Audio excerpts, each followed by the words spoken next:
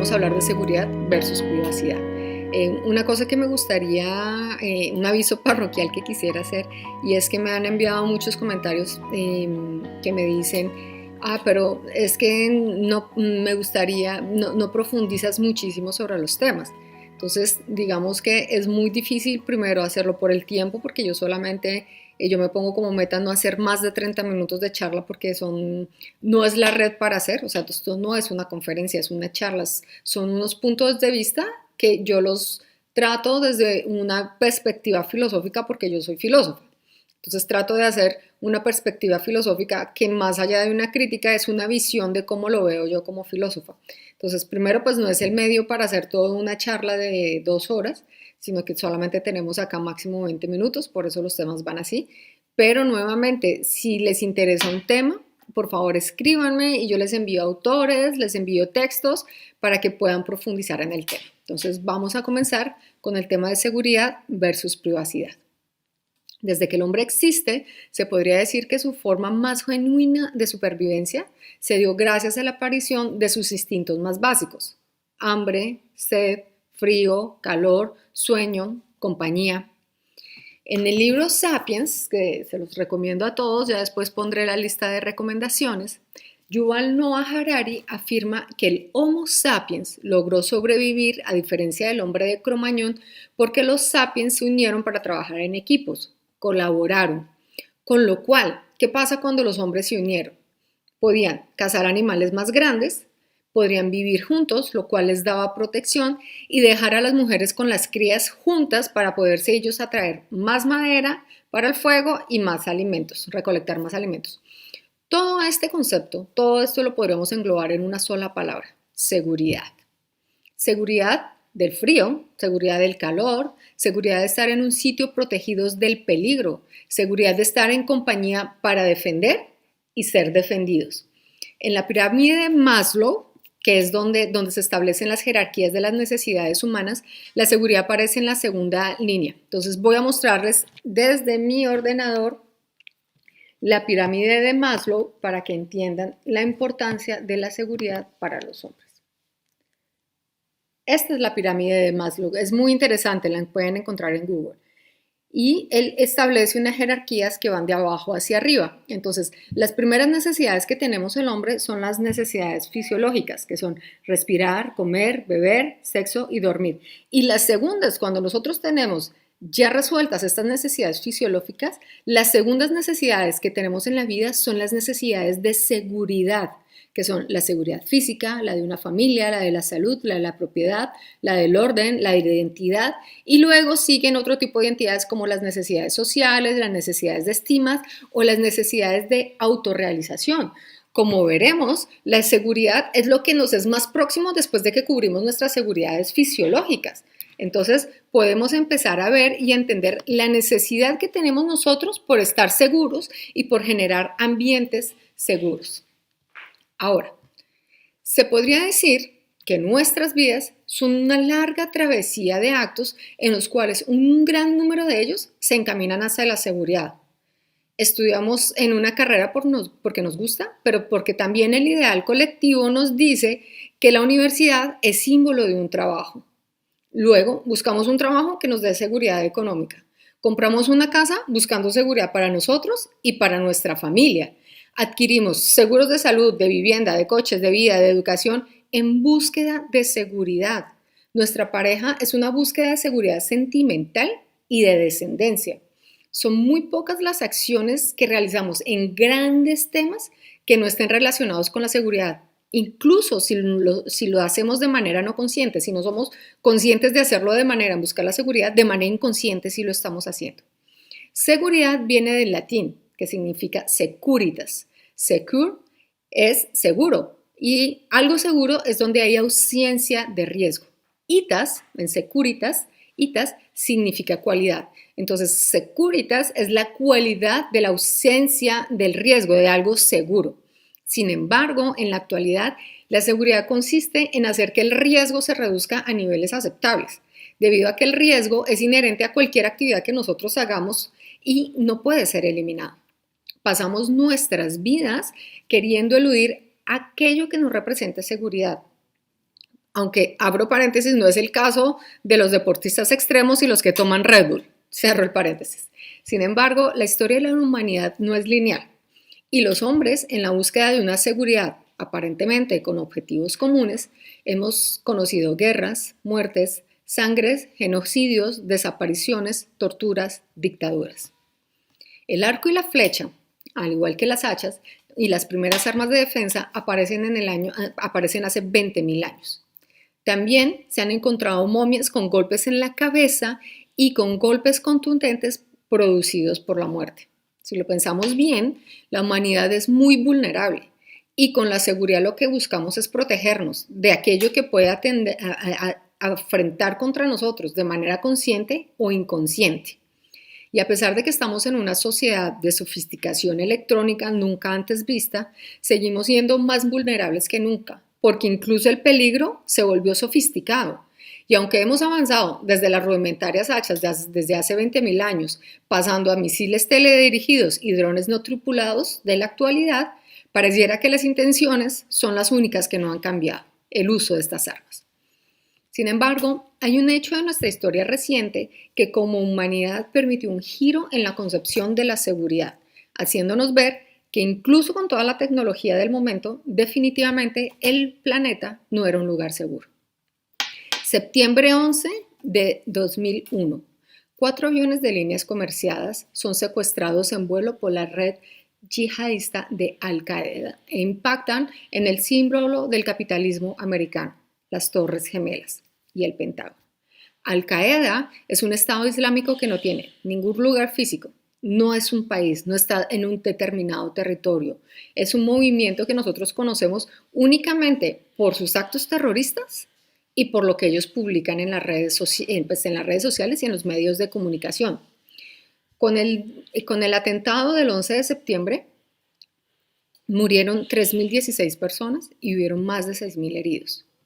45 días después del 11 de septiembre, el presidente George Bush logra una votación casi por mayoría absoluta de la aprobación del Patriot Act, que era la ley para fortalecer a América, proveyendo las herramientas apropiadas y requeridas para impedir y obstaculizar el terrorismo. El objetivo de esta ley era ampliar la capacidad de control del Estado en aras de combatir el terrorismo, mejorando la capacidad de las distintas agencias de seguridad al coordinarlas y dotarlas de mayores poderes de vigilancia contra los delitos de terrorismo. ¿Qué significa esto en términos comunes? Que el gobierno podía escuchar, podía acceder a nuestras cuentas de internet, podía acceder a nuestros datos personales, a nuestros datos bancarios, podía controlar aeropuertos y llevar a la cárcel a sospechosos sin necesidad de juicio. Este plan, que se propuso para 4 años, hoy 19 años después sigue vigente. Asimismo, la ley promulgó nuevos delitos contra el terrorismo, o sea, delitos que antes no existían, y endureció las penas por los delitos al terrorismo. La ley patriótica ha sido fundada en el argumento básico de que después de los atentados del 11 de septiembre, el pueblo norteamericano debía elegir entre su seguridad y sus derechos constitucionales, optando por restringir los derechos constitucionales a cambio de garantizar la seguridad. Es una elección. Pero, ¿qué es el terrorismo? El terrorismo es la dominación por el terror. Terrorismo es una palabra que ha subido un abuso del lenguaje, al igual cuando yo les hablaba de la metafísica que se ha abusado del lenguaje de esa palabra, pues ha pasado lo mismo que con el terrorismo, porque por parte de los estados que intentan intencionalmente desacreditar a sus enemigos, lo han utilizado. Un ejemplo de ello era como los nazis llamaban terroristas a los judíos. La palabra terror viene del griego, como todo, que es sinónimo de deimos. En la antigua Grecia, Ares, el dios de la guerra, tenía 2 hijos, Fobos y Deimos. Fobos significa miedo, por eso hablamos de aracnofobia, todas las fobias vienen de Fobos, que significa miedo, y Deimos, que viene de terror. Ahora, de manera casi paralela y como destinado por la gran providencia, unos años antes del atentado, en 1995, nace Google, una plataforma que pretendía organizar la información mundial y hacerla accesible y útil. Al comienzo, Google despreciaba la publicidad, Sin embargo, en el año 2000 llega la burbuja de las empresas .com. Esta burbuja se dio desde el año 1997 hasta el 2001 y se debió a la especulación que hubo en el mercado con las empresas vinculadas a Internet y como consecuencia de la caída de Nasdaq. En ese momento, los inversores de Google amenazan a Larry Page y a Sergey Brin de retirarse si la empresa no adquiría un modelo económico rentable.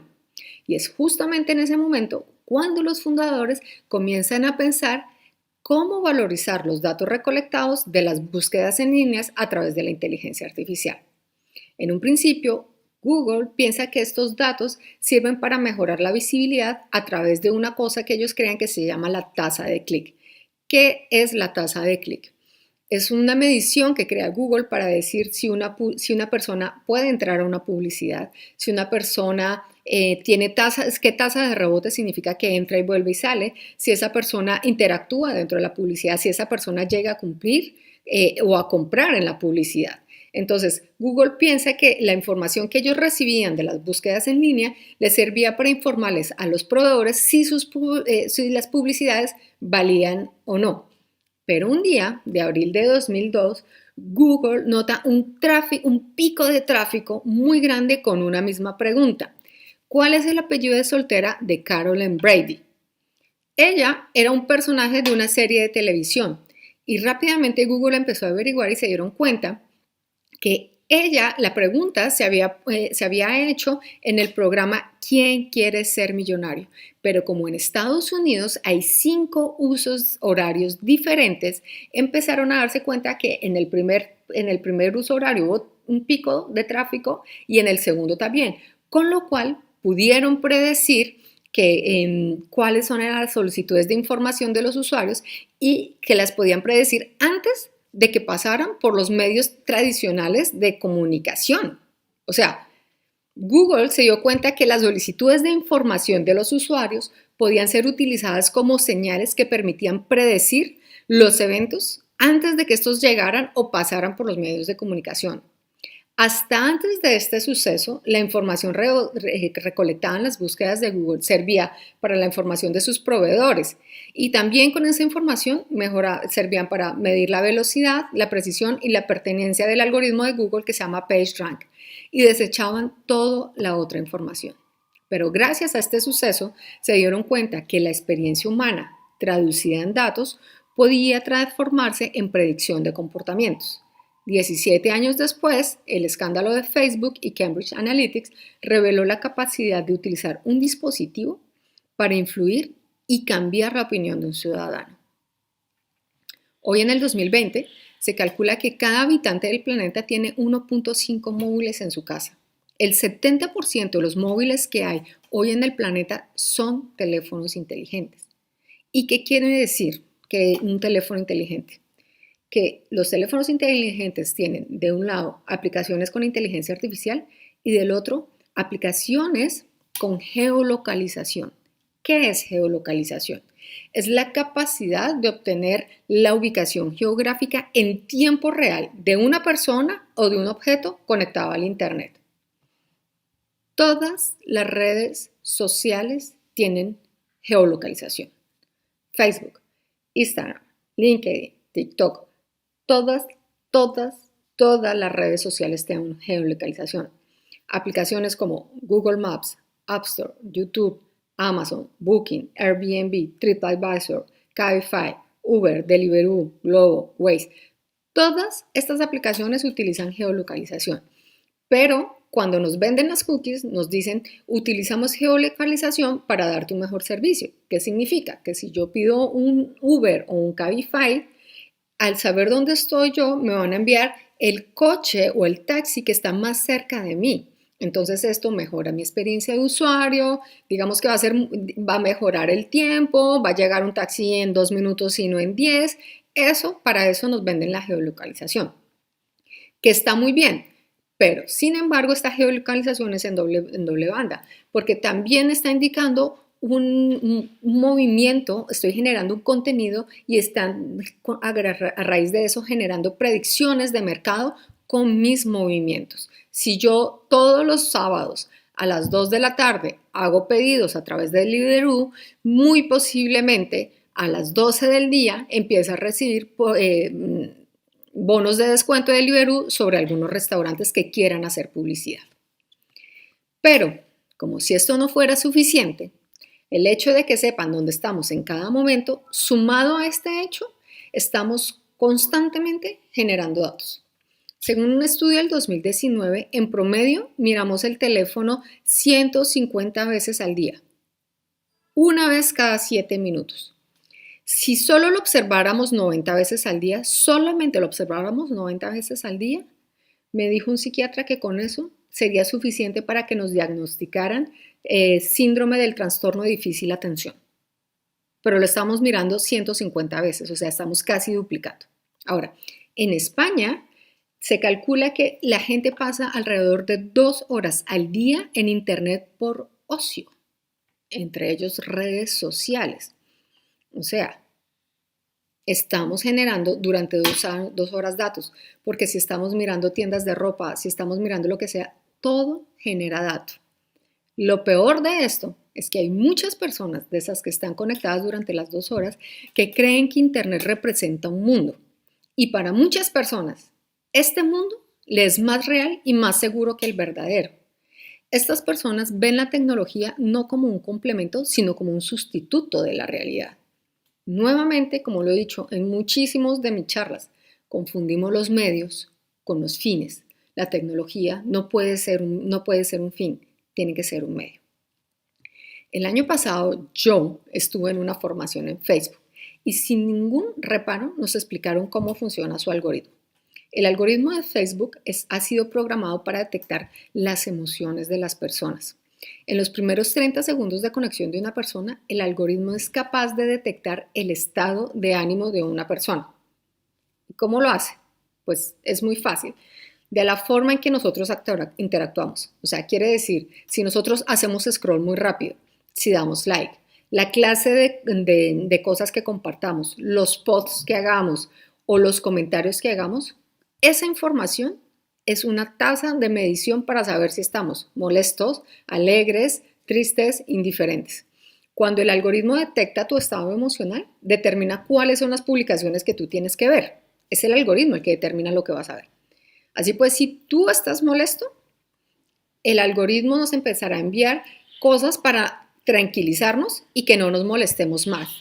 O si detecta que estamos eufóricos, nos va a enviar muchísima más publicidad porque cuando estamos eufóricos estamos en la capacidad de comprar muchísimo más.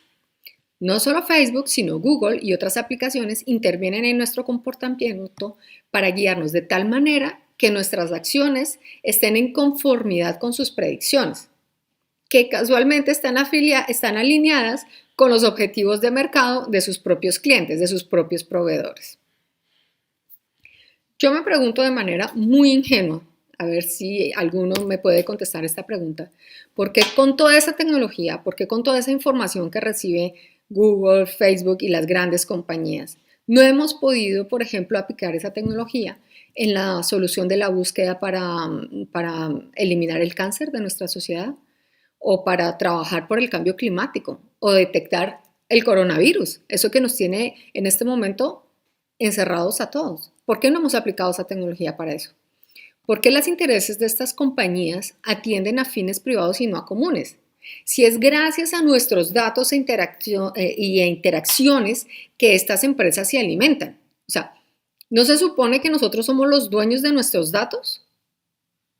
¿O alguno de los que está acá conectado en este momento me puede decir si alguna de estas empresas le ha pagado €1 por los datos que le ha generado esa empresa y que esos datos que hemos generado estas empresas han hecho que ellos vendan planes de negocios y hayan ganado con eso? Pensemos algo. Hoy, tan solo el 1% de los aparatos están conectados a Internet, porque los aparatos conectados a Internet también generan datos. O sea, ya no solamente nosotros generamos datos, los aparatos generan datos. Y se calcula que en los próximos 5 años vamos a llegar a un 40% de aparatos conectados. Y estos aparatos están en nuestras casas. Asistentes personales, la nevera, la televisión, los coches, las alarmas, los ordenadores, los móviles, todo está conectado a Internet. Y esto me hace pensar una cosa. Cuando Gutenberg en el siglo XV inventó la imprenta, lo que buscaba era que cualquier persona pudiera acceder al conocimiento, ya que este era un privilegio, hasta el siglo XV era un privilegio de muy pocos. Hoy, toda nuestra información, toda la información que generamos nosotros está en manos de unas pocas compañías. Yo, sinceramente, creo que estamos en el medioevo de la información. Pero bueno, pensemos en perspectiva. ¿Es casualidad que estos dos eventos, que es el Patriot Act y Google, hayan pasado por el mismo momento? Es posible que haya sido una casualidad, pero lo que claramente no es una casualidad es que si las personas no se hubieran sentido en riesgo, no hubieran aceptado de abrir las puertas de su información personal. Esto quiere decir que cambiamos privacidad a cambio de seguridad. Sin embargo, esto no tendría nada extraño si las personas hubieran sabido a ciencia cierta realmente qué significaba entregar esta información, ya que no ha sido por el gobierno para saber, no ha sido gracias al gobierno que sabemos cómo maneja nuestra información, sino a personajes como Edward Snowden o Julian Assange, que fueron personas que entendieron realmente y nos mostraron cuál es el poder que tienen los estados gracias a los datos personales. Por eso, hoy se dice que el nuevo petróleo son los datos. Por todo esto, queridos amigos, quiero darles la bienvenida a la sociedad del control. Y aunque parece que esta sociedad del control es algo muy reciente, pues resulta que desde hace muchísimo tiempo ya muchos pensadores lo habían pensado. Muchos pensadores lo habían pensado o muchos pensadores habían tratado el tema. 1798, Jeremy Bentham, el padre del utilitarismo. En la charla de hace 2 semanas expliqué qué era el utilitarismo, pero lo repito para que sepamos de qué estamos hablando. El utilitarismo es el que establece que la mejor acción es la que produce la mayor felicidad y bienestar para el mayor número de individuos involucrados y maximiza la utilidad. ¿Esto qué quiere decir? Que a cambio de seguridad para todos, que todos nos resulta muchísimo más confortable, podemos entregar nuestros datos personales sin ningún reparo. Ahora, Jeremy Bentham formula un primer ideal de vigilancia racional que permitía combinar la seguridad colectiva con el consentimiento de los individuos. En el libro El Panóptico, que allí los PDFs están en internet, lo pueden encontrar ahí, él propone un tipo de construcción llamada así, el Panóptico, para las cárceles, que es una construcción en forma de anillo en donde en torno a una torre central había un vigilante que podía ver a los prisioneros en todo momento, pero como estaba más alto que las celdas, los prisioneros no podían ver al vigilante. Su teoría era que al estar los prisioneros en permanencia bajo la mirada de alguien que los inspeccionaba, se perdían las ganas de hacer daño e incluso el deseo de querer hacerlo. ¿Qué es lo importante de esta reflexión? Que por primera vez en la historia se dice que el poder tiene que ser invisible, tiene que ser visible, porque siempre debe estar mirando lo que hacen los otros. Y el poder no puede ser verificado por nadie, porque nadie puede ver ni calificar lo que hace el Estado vigilante. En 1949, George Orwell publica la novela 1948, en la cual una gran pantalla es instalada en cada una de las casas de las personas. Esa pantalla actuaba como el ojo del partido, pero también como el ojo del jefe. El jefe era el Big Brother. La vigilancia de esta pantalla no solo aniquilaba la vida privada, sino que además buscaba obtener una sumisión completa de las personas, llegando incluso a penetrar en los pensamientos. Ahora, en 1975, el filósofo Michel Foucault publica un libro que se llama Vigilar y Castigar. También está en PDF en internet, así que lo pueden revisar. Vigilar y Castigar, aunque es una obra de carácter histórico, ya que habla de las cárceles y de cómo funciona el sistema desde el medioevo, Estudió a través de esto los conceptos de cómo se imparten castigos y disciplinas y formuló una frase que personalmente hoy tiene muchísima vigencia y que yo utilizo muchísimo, y es: la visualización es un peligro. En 1990, Gilles Deleuze publica el Postscriptum. Aquí tengo, es un librito muy pequeñito, este está en francés, pero también se consigue en línea. Es muy corto y de verdad vale la pena leer. Y se llama el Postscriptum sobre las sociedades de control. En 1990 la revolución digital está justo en sus albores y aún no se ha dado el gran boom haciendo el cambio del paradigma del orden como lo ha hecho hasta ahora. Apenas está comenzando. 1990, estamos en la caída del comunismo. Hasta ese momento se hablaba de cómo la sociedad y el gobierno ejercía un poder disciplinario, tal como lo afirmaba Foucault y como lo propuso Bentham, en donde los gobiernos vigilaban y castigaban. Pero Deleuze, ese carácter disciplinario tendría que desaparecer, dando paso a la sociedad del control. Deleuze, de una manera casi profética, entendió que con la aparición de los ordenadores, estos permitirían un control continuo y una comunicación inmediatamente con las personas. En palabras de Deleuze, esto es una frase de él: el individuo, hagamos un paréntesis, individuo es algo indivisible que no se puede separar. Vuelvo y repito, el individuo se ha convertido en individual, o sea que sí se puede dividir, y la masa en un mercado. En el año 2008, Xi Jinping, actual presidente de China, en ese momento es el vicepresidente de China y es el encargado de coordinar los Juegos Olímpicos de Pekín. Ante las amenazas contra los Juegos y el gobierno chino, Jinping instala un sistema de vigilancia de reconocimiento facial sobre una plataforma basada en inteligencia artificial. Sin embargo, el actual presidente se dio cuenta que este sistema no solo serviría para monitorear los juegos, sino para convertirse en el mayor arma de mayor poder en este país oriental. China, un país sin miedo a la tecnología, vio cómo poco a poco el sistema de vigilancia llegó a tener una cámara por cada 2 habitantes. Hoy en China hay 500 millones de cámaras. Al ser un país cerrado al mercado extranjero, empresas que en ese momento eran empresas tecnológicas pero no muy conocidas, como empresas como Huawei, Hikvision y Daewoo, pasaron a ser hoy los unicornios que son de Oriente y pasaron a ser el brazo derecho del partido, creando sus soluciones para este sistema de vigilancia. Resultado, en el año 2018 se comenzó a implementar el sistema de crédito social. Este sistema se basa bajo la percepción de que es la mirada de la sociedad la que juzga las actitudes de las personas.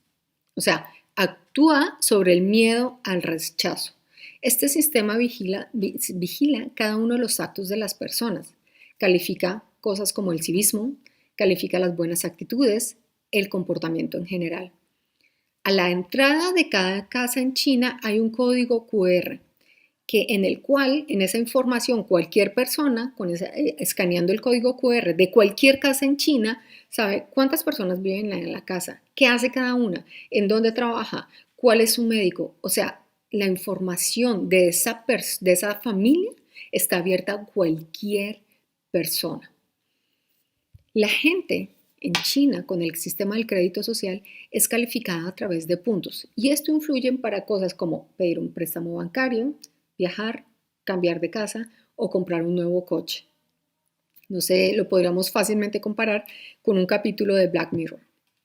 Según el gobierno chino, hoy países como Camboya, Chile, Sri Lanka y Polonia están interesados en insertar este sistema en sus países. Pero, ¿de qué está dotado este sistema?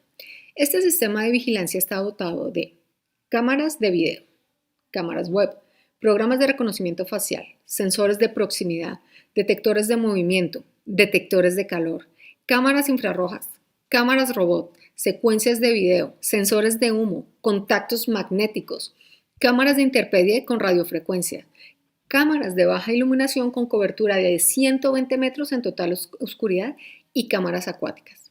¿En dónde han instalado todas estas cámaras? En centros comerciales y de entretenimiento, bancos, escuelas, cárceles, instituciones públicas y privadas, calles, plazas, carreteras, en tráfico vehicular, en seguridad infantil, en clima, en medio ambiente, en hospitales y en casas. En casas. Sin embargo, a pesar de que este panorama sonaría un poco oscuro, en el año pasado en San Francisco, en Estados Unidos, prohibió el sistema de vigilancia de reconocimiento facial y a raíz de ello otras 5 ciudades en Estados Unidos lo están proponiendo también. Así que si un estado en donde se encuentra Silicon Valley, en donde están las empresas tecnológicas más poderosas del mundo, se atreven a hacer esto, en un país tan aterrorizado y con tanta amenaza terrorista como Estados Unidos, es capaz de hacerlo, es motivo de reflexión para todos nosotros. O como lo dijo el mismo alcalde de San Francisco, justamente porque conocemos la tecnología y porque ella es parte de nosotros, es que no aceptamos que la misma califique a las personas. Y para terminar, me gustaría cerrar con el artículo número 12 de la Declaración Universal de los Derechos Humanos, que reza: nadie será objeto de injerencias arbitrarias en su vida privada, su familia, su domicilio o su correspondencia, ni de ataques a su honra o su reputación. Toda persona tiene derecho a la protección de la ley contra tales injerencias y tales ataques. Así pues, está entre nosotros decidir si brindamos nuestros datos personales a cambio de seguridad o no. Gracias por haber asistido a esta charla. No sé si haya alguna pregunta o si no cerramos la charla. ¿Hay alguna pregunta? A ver, es muy importante rastrear el COVID-19 y ya se está trabajando en ello. Sí, es verdad. Eso es verdad. A mí lo que me parece increíble es que con toda la tecnología que nosotros tenemos en este momento, sobre todo a nivel de inteligencia artificial, no hayamos sido capaces de detectarlo antes. Creo que no hay más comentarios.